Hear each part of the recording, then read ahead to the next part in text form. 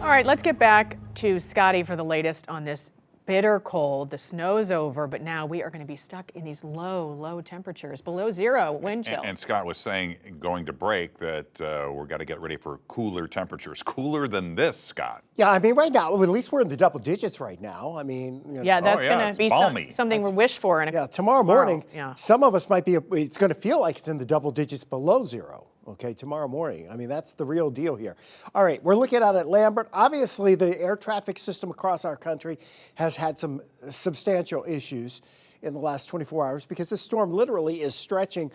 It moved through New Mexico and Texas. Now it's shifting farther to the east, and it's getting out of our area, but it's leaving us with a lot of cold weather. You're looking at some of the pavement you can see there going into the Chesterfield Valley.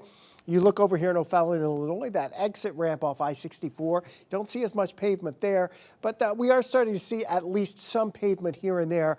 The only thing that we're worried about here when you're seeing pavement is if any of that does melt because of the sun on that. It won't take long if it's not treated with something to freeze. And I don't know that the chemical treatment would be much of effective. I don't think it'll do much overnight because it's going to get much colder. So bitter wind chills become the next story. As we've said all along, this was a long weather impact alert. We issued this 7 days ago so we could help you prepare for the cold, which arrived on Friday. The worst of the cold is coming tonight and tomorrow morning. People, pets, pipes, got to protect all of us, your animals, and your pipes, because we have temperatures going down in that 5 to 10 degree below zero range. And then you're looking at the winds tomorrow morning. Even though they're not really that gusty, wind chills are going to be 20 to 25 degrees below zero, even in the metro area, and getting back above zero a little bit by late in the day. Again, looking around the region, it's nice to see a little bit of sunshine, even though it is towards sunset. Alan was out at Carlisle Lake and snapped this pretty picture of a barred owl with the snow coming down. The owl doesn't seem to mind the cold weather. The rest of us, well, a few of us have some things to say. All right, the storm system's pushing away from us now. The snow is done. Upwards of 13 to 14 inches were the highest amounts of snowfall, which was generally south of St. Louis. Most of the metro has an 8 to 11 inch snowpack at this point. Our temperatures this evening will slowly slide out of the double digits into the single digits. Your wind chills tomorrow morning. This is where it's incredibly dangerous.